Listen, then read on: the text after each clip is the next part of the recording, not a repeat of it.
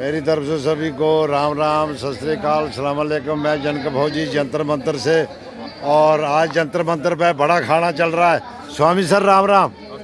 Sir दुनिया बोलती थी हम बड़ा खाना खिला रहे हैं, वो जो संस्थाएं बोलती थी, आज तो यहीं पर बड़ा खाना हो रहा है।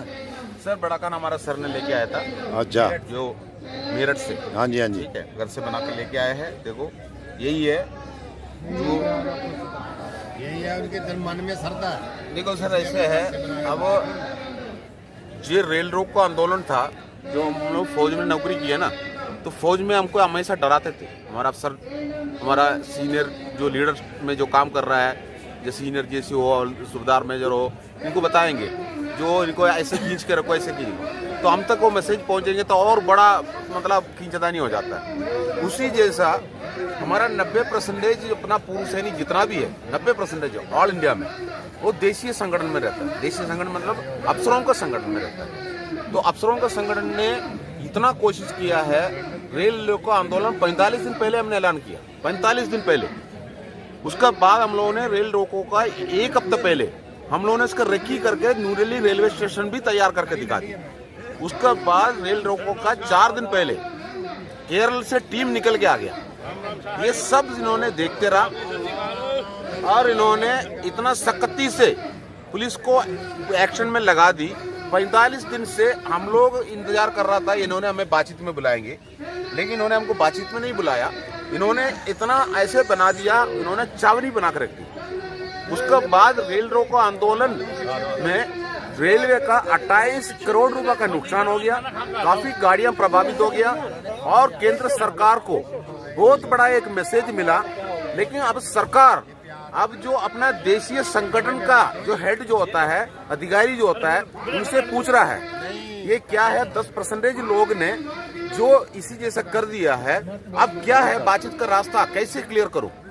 तो इसी में खलबली मचा हुआ है। तो हम 10% आदमी इतना दिखा सकता है, वो भी संवैधानिक तरीका से 10 महीने से यहाँ पर बैठ के, और हमने कलेक्टर को द्वारा, सांसद को द्वारा, जो तहसीलदार को द्वारा हम लोगों ने मेमोरेंडम सरकार को देने के बाद, मेमोरेंडम तो बोरी में भर के पहुंच चुका है उस जगह पर, और इसके अलावा हम लोग ने भी मंत्रालय में हम अपना मेमोरेंडम पहुंचाया गया है।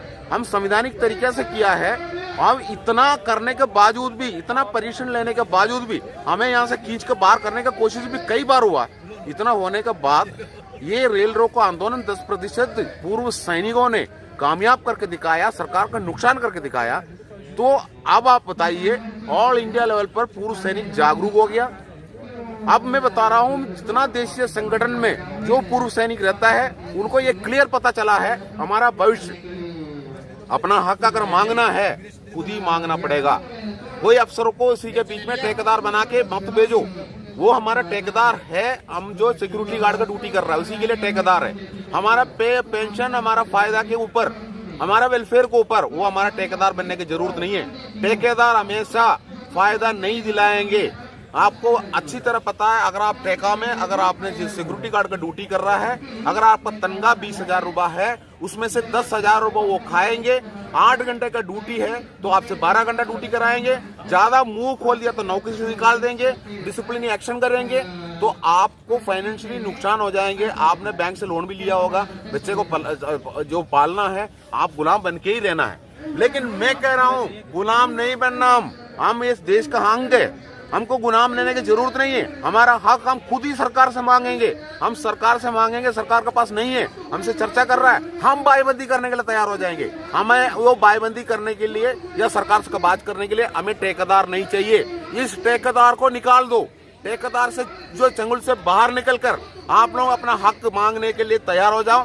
फेडरेशन ऑफ वेटरन एसोसिएशन जो हम लोग ने बनाया है, और उसी में जो अविश्वास प्रस्ताव पारित करके अर्जुन सिंह राठौर को हम लोगों ने बाहर का रास्ता दिखाया है, और हम लोग उसी के अंदर जितना भी उन्होंने फेक बना कर रखा है उससे कोई फायदा नहीं है। वो फेक फेडरेशन के अंदर जो 3 तो सरकारी गजेटेड अधिकारी है, और जो अपना हाईकोर्ट और सुप्रीम कोर्ट का जो वकील है उसके अंदर, और अर्जुन सिंह राठौर जो बिका हुआ है, और इसी जैसा लोगों का हाथ में भी फेडरेशन का कोई ताकत नहीं होगा। एक फेडरेशन जैसे जवान के लिए मजबूती से यहाँ पर चुनाव का साथ बनेंगे, उसका बाद हमारा पूरा रास्ता क्लियर हो जाएंगे। भविष्य में हमको किसी का सामने कटोरा लेके खड़ा होने की जरूरत नहीं है, हम भी इस देश का सैनिक है। ठीक है, ये थे गोपाला कृष्ण जी। खाना खाइए, आप क्यों ठंडा हो रहा है। और ये देख लीजिए बड़ा खाना है, और ये साहब लेके आए हैं हमारे लिए, और देखो कितनी बड़ी है, सुबह बेचारे बना करके और हमारे लिए लेकर के आए हैं। और ये पठानकोट से टीम आई हुई है, इनसे भी बात करते हैं। राम राम साहब, आप बताइए आपको कैसा लग रहा है जंतर मंतर। हमको बहुत बढ़िया लग रहा है। जो हमारे साथी यहाँ बैठे हुए हैं 20 फरवरी से लगातार, हमको बहुत बढ़िया लग रहा है। साबका सैनिक संघर्ष कमेटी ने जो बीड़ा उठाया है उसके साथ हम कंधे पे कंधा मिला के चल रहे हैं। इसलिए मैं पठानकोट के सभी मुसलमानों की तरफ से साबका सैनिक संघर्ष कमेटी जो पंजाब की है, जो लगातार 20 फरवरी पे जहाँ बैठी है, उनका सहयोग करने के लिए जहाँ हम पहुँचे हैं, मैं कहना चाहता हूँ जब तक हमारा हक नहीं मिलेगा हम उनके साथ कंधे से कंधा मिला के चलेंगे। जय हिंद, जय भारत। और साहब कोई बोलना चाहता है कुछ? साहब जी आप बोलना चाहते हो? ये देख लो बड़ा खाना, जहाँ क्या नज़ारे लगे हैं जंतर मंतर पर। और दूसरी संस्थाएं जो गोदी संस्थाएं थी वो बोलती थी हम बड़ा खाना खिलाते हैं, और वो पैसा भी ले गए। और एक बात मेरी भूतपूर्व सैनिक को जरूर ध्यान में रखना, ये लोग आप लोगों को वन रैंक नहीं दिला पाएंगे, इसलिए इनके झांसे में मत आना। ये बार बार आपको झांसे में लेंगे। अभी इतने महीने से इन्होंने कुछ नहीं किया, तो अभी क्या करेंगे? फिर से आपसे पैसा इकट्ठा करेंगे और फिर लेकर के भाग जाएंगे, क्योंकि इसमें नौकरी वाले आदमी हैं, वो गवर्नमेंट के बरखिलाफ कुछ नहीं बोल सकते हैं। वकील हैं, उन्होंने पहले ही अफसरों के कहने पे आपका MSP का केस कोर्ट में रखा हुआ है। इसलिए मेरी सबसे हाथ जोड़कर बेनती है कि ज़्यादा से ज़्यादा इस वीडियो को फैलाएं, ताकि लोग इनके झांसे में ना आए। उस दिन इन्होंने पार्लियामेंट गिरफ्तार भी नहीं होने दिया, ये भी आप सबको पता है। ये कुछ करने वाले नहीं हैं, इनको गवर्नमेंट ने छोड़ा हुआ है।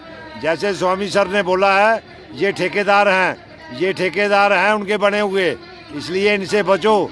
जहाँ तक हो सकता है इनसे बच जाओ और अपनी वन रैंक वन पेंशन जो है वो ले लो। ये लोग आपको नहीं लेने देंगे। इसी के साथ मैं जनक फौजी, जय हिंद, जय भारत।